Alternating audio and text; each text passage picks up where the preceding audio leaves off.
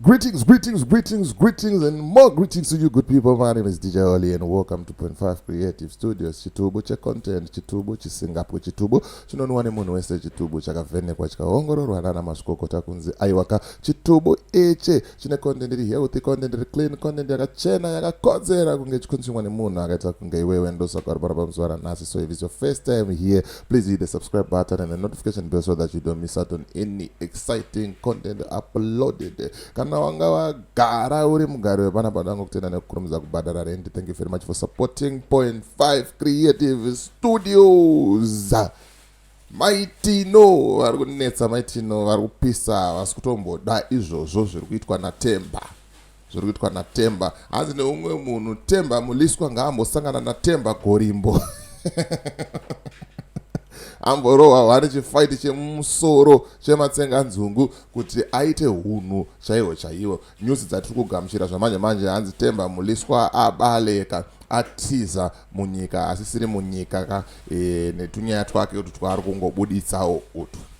Kana uchiti Chiwenga is corrupt, usingataura kuti Mnangagwa is corrupt, zvimake sense.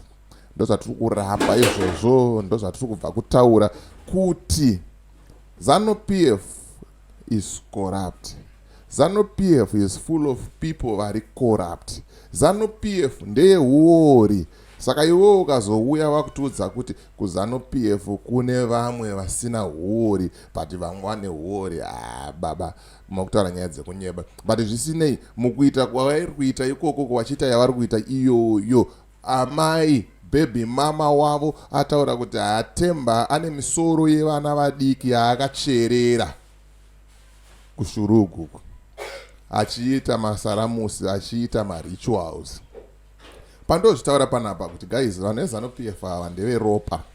Vanhu ava vanenge vachitoda misoro yevanhu, but people they don't listen and they don't want to listen. Siyanai nechibato ichi chakaora.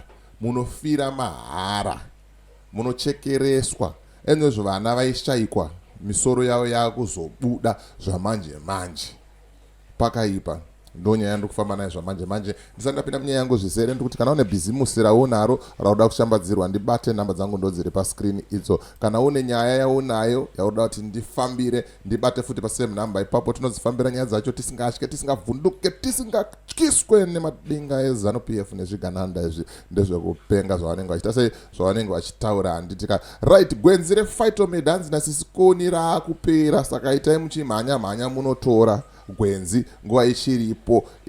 Vane musoro, vane mudumbu, vane musana, vane nyama dzinodzimba, vari kuda kupedza matumbu, vane stress, vari kunetsekana nekusiya fodya, vari kunetsekana nekusiya mbanje nehwawa, zvese ipapapa. Bata sisikoni panhamba dziri paskrini idzo. Uvataura kuti ndabva nekuna DJ Oli ari kutaura izvo kuti imimi ndimi munhu wacho ari kuita mudhiginyira wacho. Handitika vanobva vakusota ipapo, ombva waita sei zvinhu zvako zvomva zvarongeka. Right, regai tipinde mutwitirani raanti Suzeni Maitino.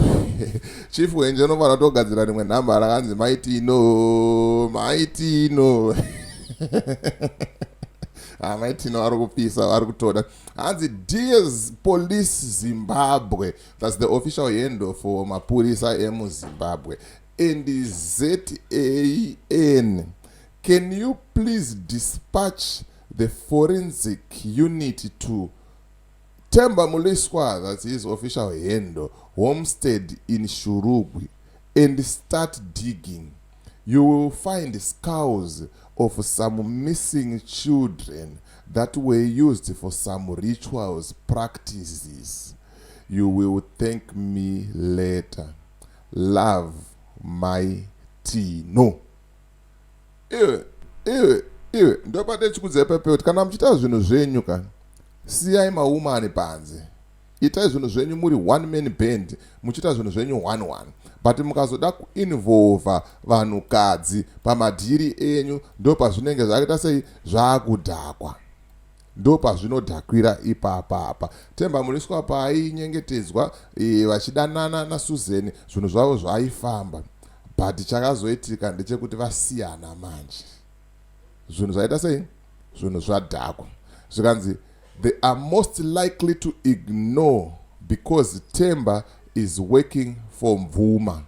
They are mostly likely to ignore because Temba is working for Mvuma. When they're saying he's working for Mvuma, it simply means he's working with Mnangagwa. Ndozviri kutaura. Zvikanzi ezi Zimbabweans paakupisa mawani. Vanhu vari kufara, vari kunakira zvanzi expose and keep on exposing Temba Mliswa anyare, because Temba Mliswa is one of the most corrupt people in Zimbabwe. Anditika zvikanzi Temba agara haana nyadzi. You can do everything for survival. Hazvishamise kuti Temba ane mikuyu pasi. Hazvishamise. Hanzi Temba Mliswa is the type of a guy that who can do anything for money, for survival. Ndozviripo hapo. Zvikanzi akajoke, it's over Susan handichakuda. So na Susan saka munhu wawakauraya ndongonyarara here. Yeah. People are making fun of it, vari kunakirwa mawani. But ndonyaya iripo, ndonyaya iri kutaurwa iyi. And if you remember, kana kuti ukarangarira, patori nevanhu vane vana vavakashaya during that period yerutaurwa yekudhara ikokuko. Pane vanhu vane vana vakatsakatika vachibva kuchikoro, pane vanhu vane vana vakashayikwa. But Temba Mliswa ari kuziva zvaakaita nevana. Pane nyaya yandaita yemwana ane 19 years akauraya vanhu 13 for rituals. Saka zvinhu zviriko, zvinhu zviri kuitika, and it's normal kuvanhu vacho vanotozviita, and nganga dzakadaro dziripo, zvinhu zviri kutoshandiswa. So ngatisashamisika kana kuvhunduka of what Susan is saying apa.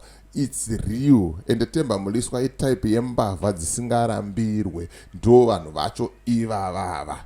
Makanzwa kuti Temba Mliswa ainyenga mai Mnangagwa pakatsakatika futi umwe mufana aida kusumudza musoro. Inyaya dzechokwadi, hadzisi nyaya dzekuita sei dzekunyeba. Ndonyaya yanga ndichifamba nayo zvamanje yandanda kuti ndikuratidze muzvionere mega pamhino sefodya. But before I go, ndoda ngoti company registration in South Africa and open an FNB business account zvanyore. It's now easy. All you need is your passport chete, and then obata Owen panamba dziri pascreen idzo womutaura kuti Owen ndava nekuna DJ Holly warutaura kuti iwewe ndiwe munhu wacho ari kuita zvinhu zvamanje vanombova kusota handikamukoma Owen. So as for me, DJ Holly and the rest of the crew behind the scenes, it is bye for now. Let's meet in the next video.